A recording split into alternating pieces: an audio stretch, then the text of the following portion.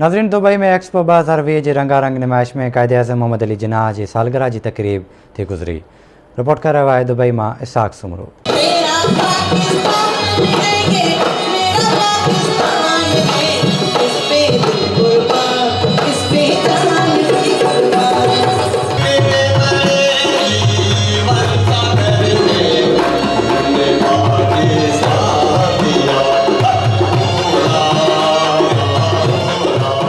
Dubai में जारी expo 2020 जी रंगारंगी नुमाइश में पाकिस्तान पवेलियन पारां पाकिस्तान के बानी कायदे आज़म मोहम्मद अली जिन्ना के जन्म ॾियार के हवाले से तकरीब कोठाई वई। सिंध के सकावत खाते पारां डायरेक्टर कल्चर हिदायतुल्लाह राजड़ की निगरानी में करायल तकरीब में दुनिया के मुख़्तलिफ़ मुल्कन के माण्हुनि शिरकत कई ऐं खूब मज़ो माणियो। दुबई जो पवेलियन सिंध के यकतारे ऐं चपड़ीअ सां गूंजी रहियो हो, जिन प्रोग्राम में सिंध खां आयल फनकारनि ताज मस्तानी ऐं फ़हीम अलण पाकिस्तान जा मिली नगमा गाए खूब दाद हासिल कयो।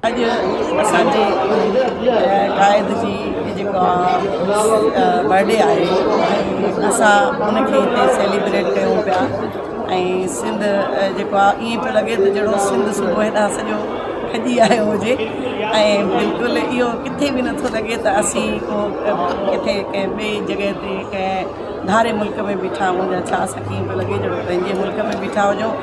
ऐं मूंखे इलाही ख़ुशी आहे असांजे बानी जे हिन बर्थडे जे मौक़े में उन प्रोग्राम में असां हिते शिरकत कई आहे ऐं इलाही सुठो लॻो। हिननि जेतिरा बि हिते पंहिंजो आवाम हुई हुननि असांखे सुठी मोट ॾिनी। असांजे मुल्क जी असांजे पाकिस्तान जो फादर असांजो भाई बाप असांजो मोहतरम साईं कायदे आज़म साईं सालगिरह हुई। अॼु असां एक्सपो 2020 में उनखे सेलिब्रेट कयो आहे। डिसंबर महीनो सिंध जो आहे, अॼु असां पाकिस्तान खे प्रेज़ेंट कयो, असां पंहिंजे कायदे खे प्रेज़ेंट कयो ऐं असां पंहिंजे सिंध खे। तमामु ज़बरदस्त मज़ो आयो अॼु पाकिस्तान पवेलियन में जेको हिते परफॉर्म कयो फ़हीम अलण ऐं ताज मस्तानी साहिबा, तमामु ज़बरदस्त। ख़ासि करे सिंध जो कल्चर जेको हिननि रिप्रेज़ेंट कयो हिते दुबई एक्सपो 2020 में। ऐं हिते ॿियनि क़ौमुनि जा त माण्हू हुया ई, सिंधी बि हुया, पंजाबी बि हुया, पख्तून भी हुया, बलोच भी हुया, मुख़्तलिफ़ फैमिलीज़ आयूं। पर मां अंग्रेज़ भी ॾिठा, अंग्रेज़ भी झूमनि पिया असांजे हिन जेको म्यूज़िक आहे जेको ख़ासि करे फ़हीम अलण जॾहिं कलाम चयो जी की में हर कनीड़ीअ जूं, हिकिड़ो अंग्रेज़ भी झूमे पियो बीठो। मां भरिसां वञी पुछियोमांसि हुन खां can U understand what he से? No, I don't know what he say, but this is what a culture, what a music. मां ॾाढो ख़ुशी महसूसु कयमि त यार अंग्रेज़ बि असांजे म्यूज़िक खे इंजॉय था कनि, केॾो मतिलबु त ॾाढो मज़ो आयो असांखे बि। अॼु असां बि ॾिठो त साम्हूं शो ऐं पाकिस्तान पवेलियन में ख़ासि करे अॼु कायदे आज़म मोहम्मद अली जिन्ना साहिब जी सालगिरह बि हुई, योम पैदाइश ऐं गॾोगॾु क्रिसमस बि हुयो, त ॿ टे ख़ुशियूं यानी ॿीणियूं टीणियूं थी वियूं।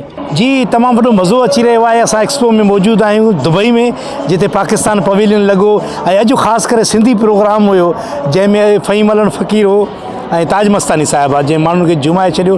दुनिया मां माण्हू आयल आहे पूरी मां, जेके झूमनि पिया, अरब भी कई आया उहे बि झूमनि पिया ऐं पोएं पासे मिस्र वारा फैमिलीज़ वेठी, पूरी फैमिली उहा नचे पई, ॾाढी ख़ुशी थी। असांजो जेको इवेंट थियो आहे कायदे आज़म जो हिते मोबिलिटी पवेलियन में एक्सपो जे इलाही ज़बरदस्त, क्राउड भी सफ़ा मिक्स्ड नेशनैलिटीज़ हुयूं ऐं सभु मज़ा पियो करनि and it was really nice event. I personally enjoyed it lot. Program में शिरकत कंदड़ माण्हुनि मिली नगमनि तोड़े सिंध जे गीतनि ते झूमरियूं हणी खूब मज़ो माणियो। तकरीब में सिंध जे नामाहिरनि मज़ाहिया फनकारनि अलीगुल मला ऐं सोराब सुमरो पिणु शिरकत कई, जिन पंहिंजे मज़ाह ज़रिए शिरकत कंदड़नि जूं दिलियूं खटे वरितियूं।